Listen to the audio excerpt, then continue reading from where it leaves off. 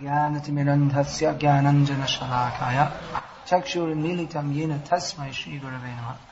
At the same time, there are certain facts of the universe which Krishna has stated. That someone who, due to their present karma, they may be in a certain kind of body. And one certain kind of position is considered better for making spiritual advancement than another. Generally, the Brahmana is considered in a better position to serve the Lord. Generally, the male form is considered better than the female form. But that's on the worldly platform, but Krishna accepts everyone who approaches him with sincerity. But at the same time, one who, due to their previous activities, is in a certain position, a certain position is considered better than others. Just like being born in India is considered better than being born in the West. But if a Westerner takes up Krishna consciousness seriously, they're in a better position than an Indian who doesn't. If a woman takes up Krishna consciousness seriously, they're in a better position than a man who doesn't. Generally, the brahmacharya ashram is considered better, or the renounced mode of life is considered better than that of the grihastha life. This grihastha life means attachment and worldly diversions. But if someone is in the brahmacharya ashram but he's not taking it very seriously, then he's the grihastha who's taking Krishna consciousness very seriously, despite the inherent attachments of that ashram, the grihastha he's in a better position. So we may, according to our past lives' activities, we may be in a certain situation. One may be better than another, but what we do with it, that's important. You can take out Krishna consciousness and become fully Krishna conscious. There's no disqualification.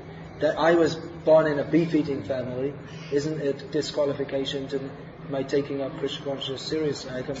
I can become fully Krishna conscious despite that. That you are born in the body of a woman isn't a disqualification to become Krishna conscious.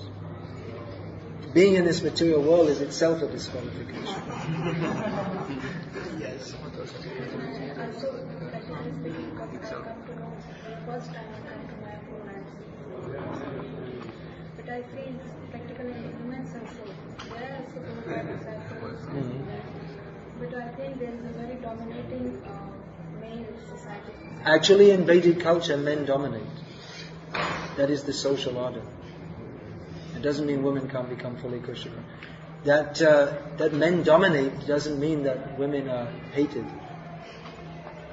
There's modern propaganda that women should have equal rights with men, but that's not according to Vedic culture, which comes from the Shastra. According to Vedic culture, women are worshipped as mothers. They're also protected. It's considered that they require protection. Physically, they require protection. As Prabhupada explained, a 16-year-old boy can go all over the world without any problem. A 16-year-old woman can't. She'll be physically exploited. So women require protection for themselves, and also Prabhupada explained that the varnashram system is a system in which society is organized, in which everyone can be saved from the conditions of this material world, particularly the sex attraction, and become Krishna conscious. So the varnashram system is organized like that. Women are protected for their own sake, that they're not exploited. They're under one husband, and also that the propensity of the very basic principle of material existence is attraction between male and female. That's what binds us in this material world. So the varnashram system is a system in which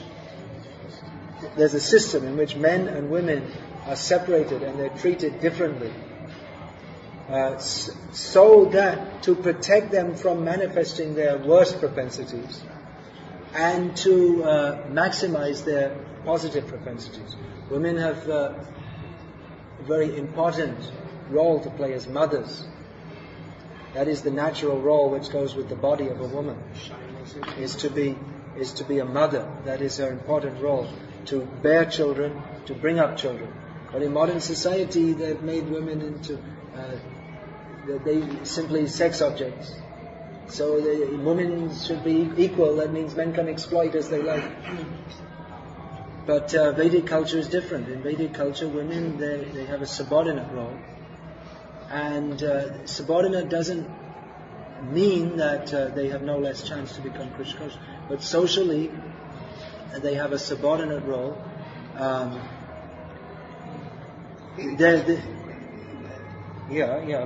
socially they have a subordinate role because their main duty is to look after children. Their main duty is to be with children. Require love, care, protection 24 hours. They need to be looked after. In modern society, they say women should be politicians, fighter jet pilots, and all this kind of thing. But if they're doing that, then who's looking after the children? They're not having children, they're aborting them. So this idea of women's equality, it actually comes from a very demoniac society. Equal spiritual rights. You have full right to chant Hare Krishna and go back to Godhead. But women should be protected and controlled by their husbands for the benefit of the whole human society and for their own benefit also. That is the Vedic social paradigm. So that is going on in the general Indian culture, and actually it was all over the world until recently. And there have been excesses, or that has been misused. Women sometimes are mistreated, and it can happen in this society also. And I'm talking in this seminar about misuse of position and so many things. We're trying to recognize those problems. But the basic social paradigm is that women, if they are shy, chaste, subservient to their husbands, faithful to their husbands, mothers, that is the best social role for their own social and spiritual development, and for that of society as a whole. So in our society also there is a movement within our society which parallels that of the feminist movement in broader Kami society, which is very prominent in India at the present time. In the universities and in the schools, they're teaching how women should have their own rights, and every woman should have their... I was speaking to a young girl recently in Nagpur, where you're from, isn't it? You're from. And she was telling me, why don't... I asked her, how many rounds do you chant? She said, I chant 4 rounds. I don't have time to chant 16 rounds. So I said, why don't you have time? He said, I'm studying so much. Why are you studying? Because, well, I want to have a career. And I said, you want to have children? Who's going to have children? Oh, children I'll have later.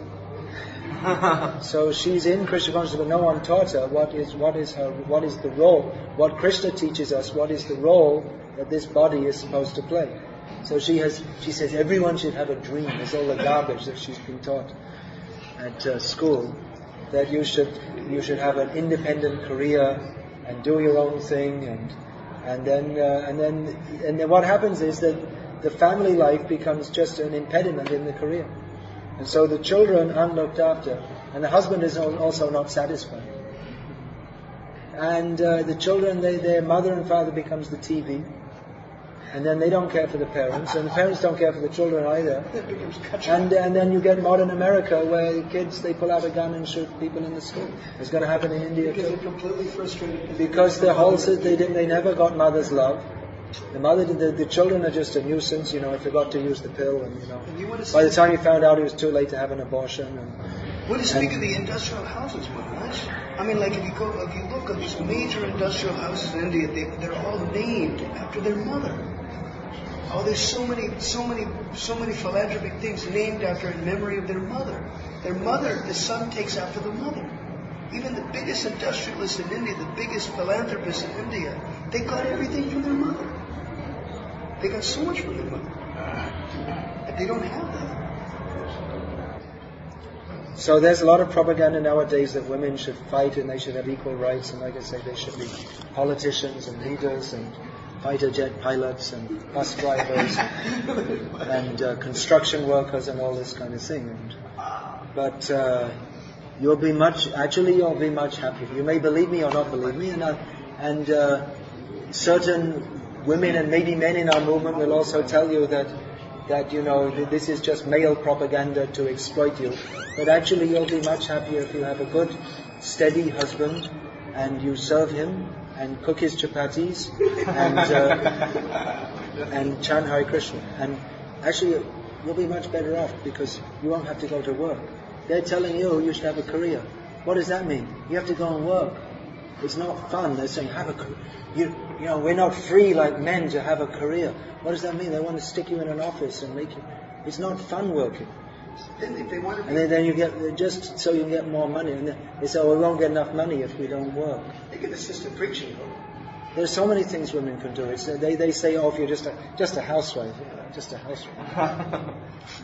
There's so many things you can do. When we do some studies, our profession, should I leave my profession?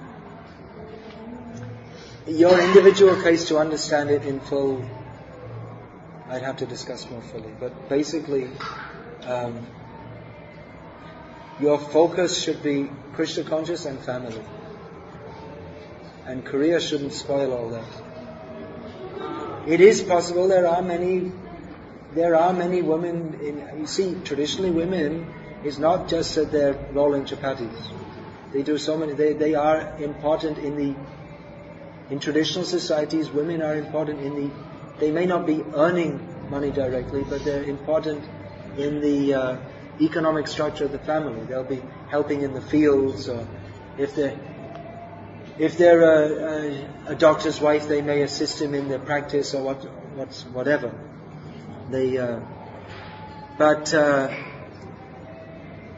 So it's not that women are just, they're not just supposed to be empty-headed fools. Draupadi was managing. Her job was like managing the household of the Pandavas. It was like managing a big business house. So. What about Brahishwati? I'm sorry, Maharaj, but She was helping. Yeah, but I can't. I can only say one. If you want to speak, you can speak. Maybe you can say. I can't. There are so many things you could say, but I'm trying to follow a particular line. So, exactly what it means in your life, how to follow. It may also be that due to your conditioning that you have to follow such a way, but that you'll have to see. You need someone who knows you well and who knows what your situation is, prepared to guide you to see. You're living in Nagpur, and you're a doctor. You're practicing? I have a disciple in Pune who's she's a practicing doctor also. Maybe you could phone her up and talk to her and ask for advice. She's a good wife also. She wasn't practicing for some time, but now her kids are grown up, so I suggested she can go back and practice. She's preaching through her practices. She's also a good wife. She's always praying for her husband to become Krishna conscious, and gradually he's coming around. So, basic principles are there. And how it's practically applied in each individual's life we have to see. But in general, this propaganda that women should stand up and fight and, it's... You see what happened when women want to fight with men, that men physically they can fight more powerfully than women. So if it comes to a physical fight, men are going to win. And then you call in the police and this, and it just makes a big mess. So women can control men in another way, which is what's going on in the world today, that by sex. So what's happened is that women, in the name of freedom, that when they're competing with men, then the only asset they have, they can try to outsmart them, but then they just become, their only asset is to control by sex. And then when they get to 45, then my sister, she's into women's lib. She's now let's say I'm 46, she must be 49, she's finished now, she's got nothing, she can't get any more boyfriends, she's had more probably than she can remember. But she's old, she has no husband, she has no children, she has nothing, no friends, no one respects her. That's what the result of her woman's live. She had so many boyfriends. She was happy to be used by one after the other. She thought she was being independent. She's got nothing. She's just got the rest of her life, she's just going to be miserable. So it doesn't make any sense. Better get a Krishna conscious husband who's a responsible man, who will look after you. Women also, emotionally they need looking after. Women are different to men. But if you're competing, then Prabhupada explained this. He said it's psychological. The men need to feel I'm in control here. And practically speaking, you see that wherever the man is, he's in charge, but actually the women are controlled. But they do it in a cultured manner. Instead of not like that, but by sweetness, they can get everything they like. That's why the women who they're very shy, they're very chaste, they're very gentle, they allow their husband, if they charm their husband, he'll do whatever they want anyway. But if you fight, I have to have equal rights, I have to do everything the same as you, then you won't have any peace, you won't have any happiness, and you won't get what you won't get. You may superficially get equal rights, but you won't be happy anyway. So Vaishnava culture is part of the broader Vedic culture, in which men have a superior role. There's a reason for it. It's to help both make use of this rare human form of life to advance towards the goal of Krishna consciousness.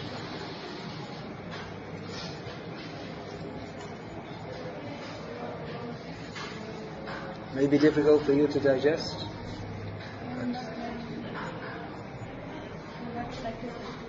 Have to practice, and probably you need to hear about it more also from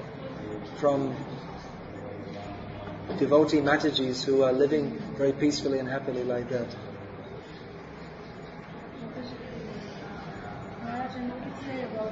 Because what happens, you see, I told this young girl in Nagpur, I don't know, she's maybe 17, 18 years old. What happens, you're going to have a career, you're going to want equal rights, you're going to fight with your husband, you're going to get divorced, you're going to be miserable. Because that's what happens.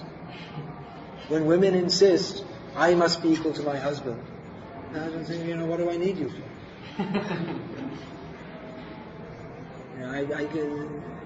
Why do I have to fight with you?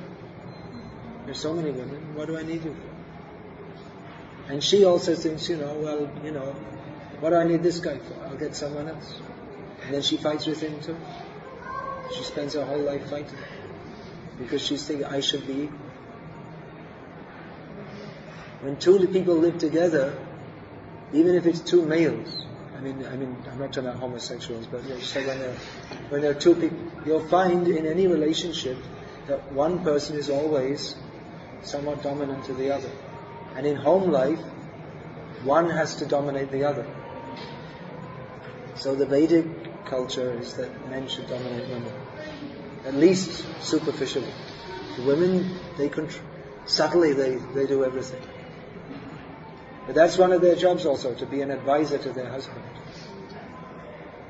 There are so many things. It's a great culture, but in modern life we don't have culture. We watch TV. So we don't have culture. We don't hear Mahabharata. We don't hear Ramayana. We don't learn the culture. We don't see the examples.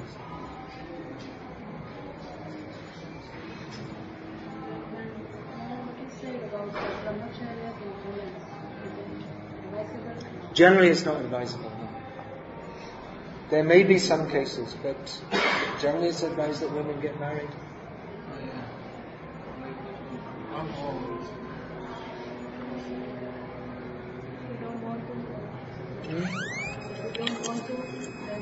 If you don't want to,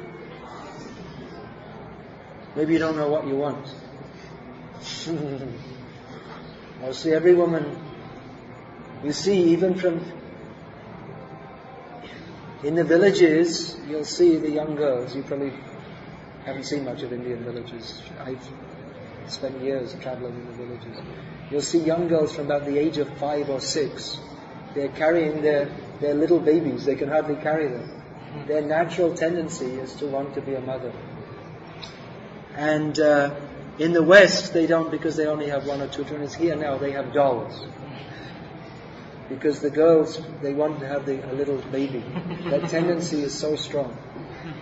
So if you don't want, maybe you don't know what you want. There's a very strong tendency in the female body to want to have children. And suppressing that, it's maybe one of the reasons, most of the diseases are psychosymptomatic. Because people are not at peace with themselves. So one thing is that women want to have children. If they don't, mostly they don't have nowadays until they're like 28, 30. Physically the body is ready by age 14 or whatever. So it's unnatural actually. All these things are unnatural. So not wanting to have children, well maybe you're very highly strictly advanced. I don't know, but most people aren't. So it's natural natural means it's our conditioned tendency. But if we overly reject our conditioned tendency, our conditional tendency, then we can't advance properly. That's why we don't advise all brahmacharis to remain brahmacharis, because some are not fit to do so. They should get married. That's better for their spiritual life. And more so for women.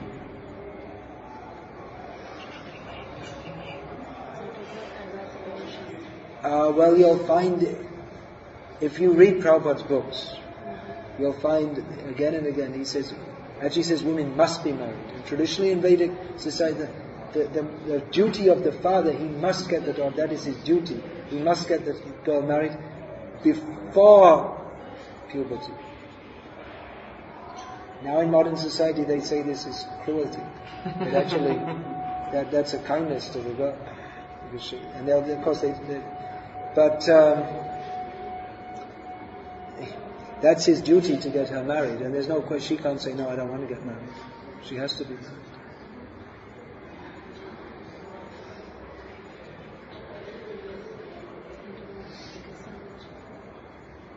There's one book I wrote called Glimpses of Traditional Indian Life.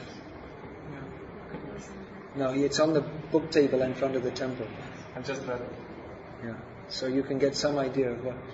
When I wrote this book, I was surprised that young Indians, modern educated Indians, they didn't know anything about it. Practically everything in the book was something new to them. Even from traditional Brahmin families. They didn't know anything about what is so-called traditional Brahmin families. They don't know anything about their own culture, which is the best culture for spiritual advancement. But we are brought up in the modern Western culture, which is also in India now among so-called educated people, that we should live the Western way of life. The Western culture is just for exploiting people and making them into demons. Which is why you'll find in America, many men, they call it mail order brides. They don't want to marry an American woman. They want to marry a woman from Asia, from Philippines, Taiwan, because they want a wife who's like a woman, who doesn't want to fight with them, who wants to be their wife, who wants to have the children and look after their children. They don't want an American wife. They want a wife. And they're trying to get someone from Taiwan or Philippines or something like that, because they have traditional values.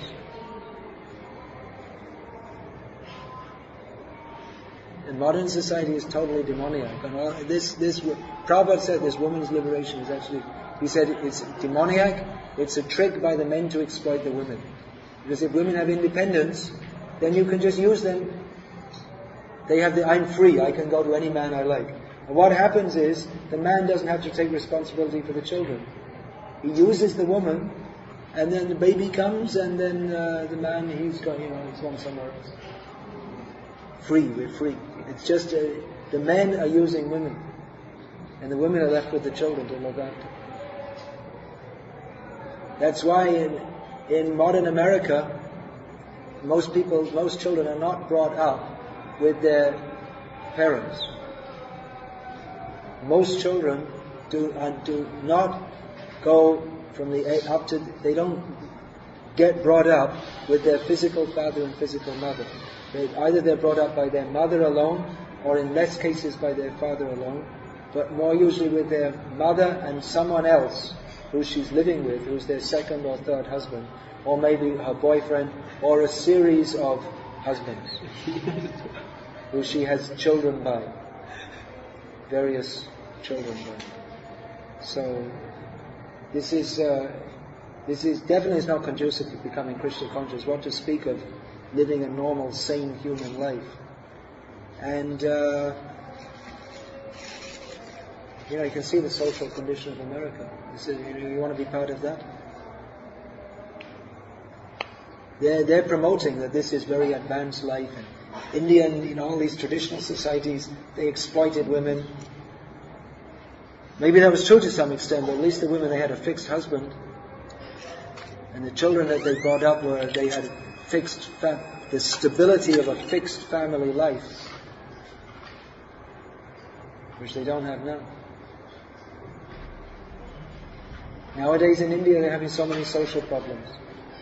Why is that? Because you adopted Western culture, which they call advanced. It's not advanced, it's hellish. We joined this movement because we were coming from the Western countries, because we were totally frustrated with the Western way of life. And now you want that in India. And even they want it in ISKCON. We're supposed to be establishing Vedic culture. And instead some so-called enlightened members of our movement want to convert our society to import Western values.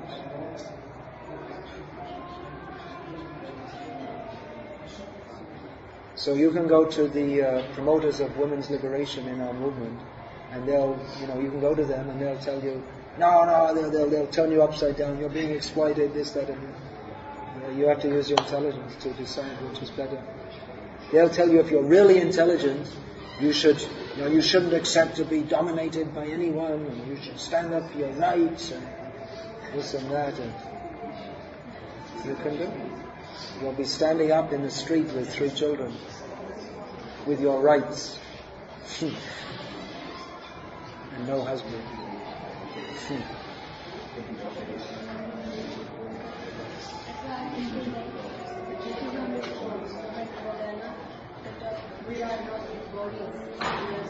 We're not the body, but that doesn't mean that we act in a manner that is not practicable for this material world.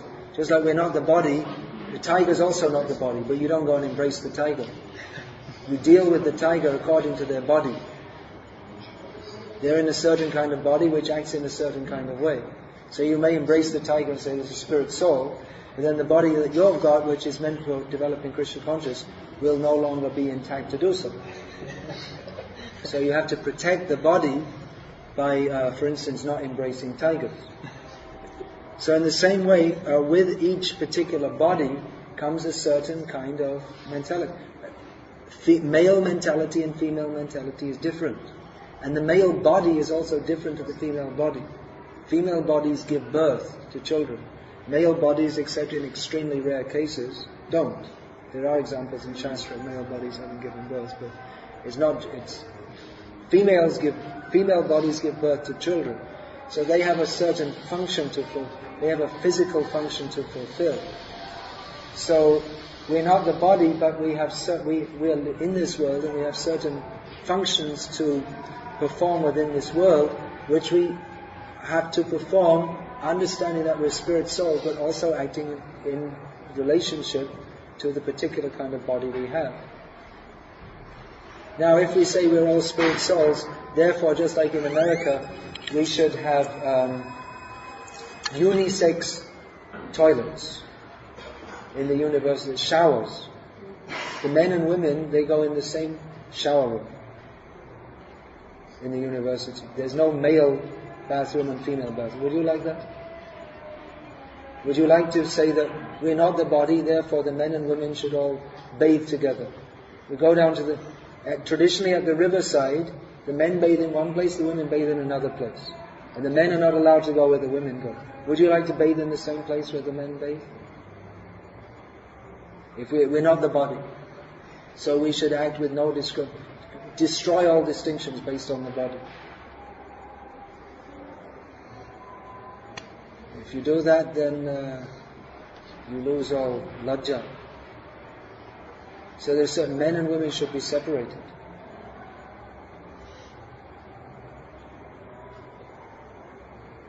There should be separation. There should be. Some people say we shouldn't discriminate between the sexes. We should discriminate. If we don't discriminate, then we open the doors to indiscriminate sexual freedom, which destroys spiritual life. Because, as Shastra states, it's just like if you bring ghee in contact with fire, it's going to melt. So if you bring man in contact with woman, then the resolve to remain chaste, that will melt.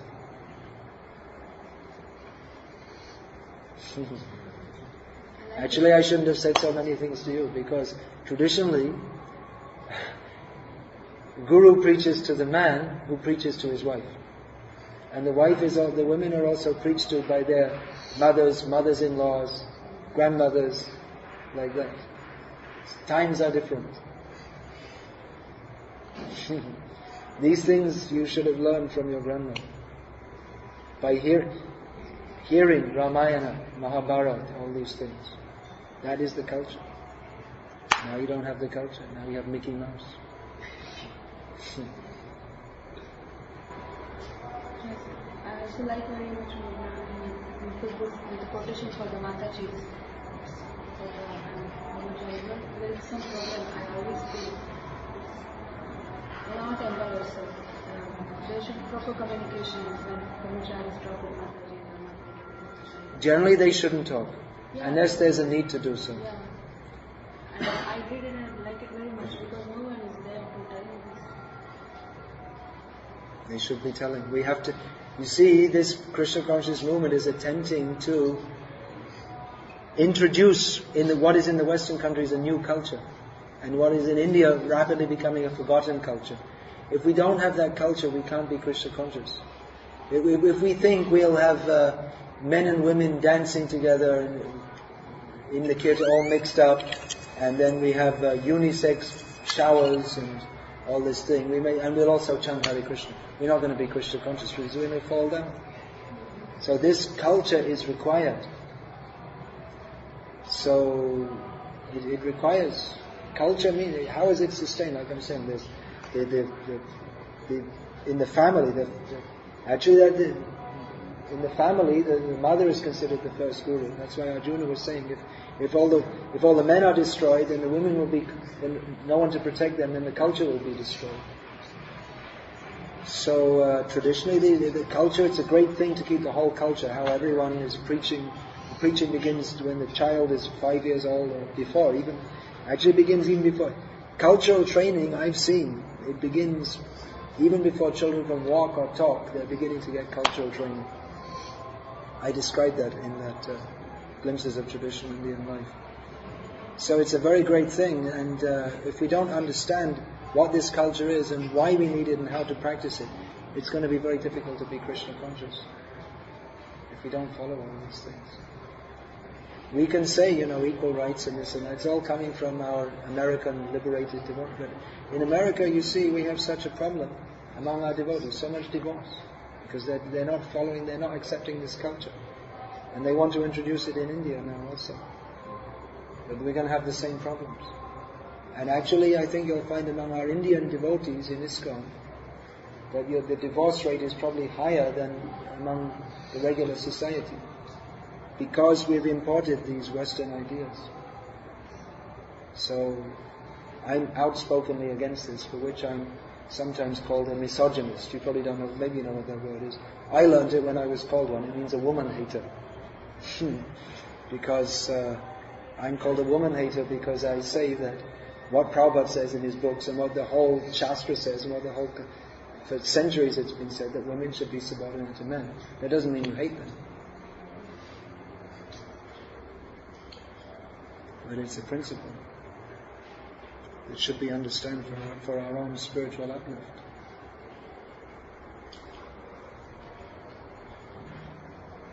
So please get that book, Glimpses of Traditional Indian Life. That will help you to understand. It would help also if there were more examples of this to see. It's rapidly vanishing.